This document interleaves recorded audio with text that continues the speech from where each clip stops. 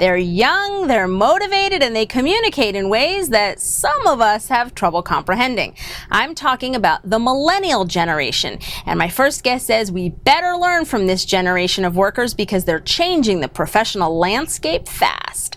Doug Akin is the managing partner of Mr. Youth, a social marketing agency that recently conducted a survey about the professional habits of the millennial generation, and he's here to tell us all about it. Hey, Doug. How are you? I'm great. So you conducted this survey along with intrepid consultants, and you found some common themes about the millennial generation. These are workers who are in their early to mid-20s, and I want to go through some of them with you to see what we can learn about changes taking place in the workforce right now. So you ready? Fantastic. Okay, Let's do good. it. All right. So the first is you found that younger people will change jobs just because they feel that they have a need for change.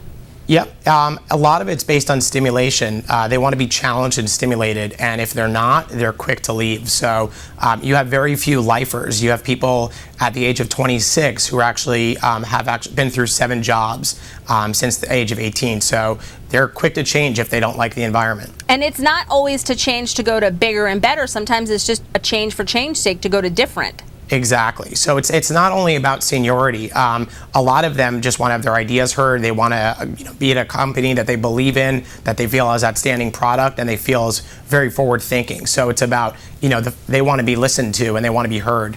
And it's really, you found only less than 10% who said that they sought new jobs in search of a more senior position. Exactly. It's interesting, actually. Seniority and tenure are perceived as dirty words. A lot of the research we found, people just wanted to flatten the leadership and have the best people with the best ideas rise to the top. So it's less about title and ranking, and it's more about voice. And so in thinking about that voice, there are 3 things in particular that millennials told you that they are interested in. And they're important things, I think, for managers and employers to really focus on and to know about. And the first is the organization. And within the organization that they work for, they want to be in a collaborative environment. Why is that? Exactly. So they believe that decision making should be done by consensus rather than by a CEO or a department head. So 70+% of them wanted to actually make decisions with their peers. They felt that collaboration was a more effective environment for decision making. Collaboration more so than hierarchy. It's exactly. I don't just have to look to the person above me to make those decisions, to make those calls. 100%. A lot of the comments said that the younger people didn't necessarily look up to their bosses. They felt that they could do as much as them, and they felt that they were there more as a result of just years going past, and that experience wasn't really the key indicator for success in their eyes. Okay. Also, the product is important as well, the product that they're working on. Why is that? So the product's important because millennials actually put a lot of value and a lot of stock in well-designed product. If you look at top brands amongst the youth, Nike, Apple, these are very well-designed products at their core, and that's something that millennials come to expect from any product that's in the marketplace in this day and age. Speaking of a message, marketing's also really important to this particular generation. It is. So we found a lot of different interesting insights.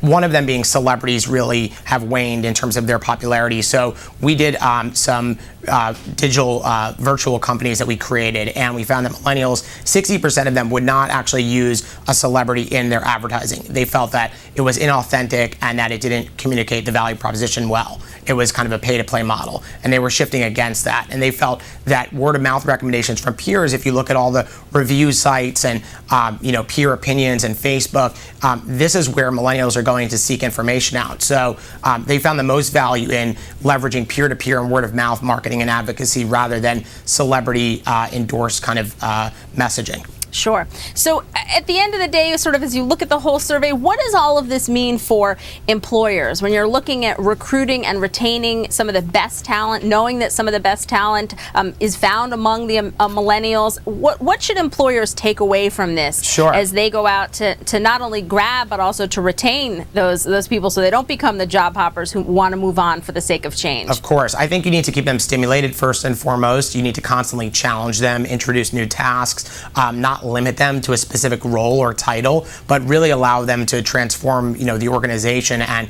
have some, open-mindedness in terms of thinking about how you're using technology, how you're using social media, how you're really trying to re-engineer your brand for the 21st century, and then, also just, coming up with new ways to market the product, not just kind of sticking in the old traditional format. Technology, too, you mentioned, pretty important according to this study.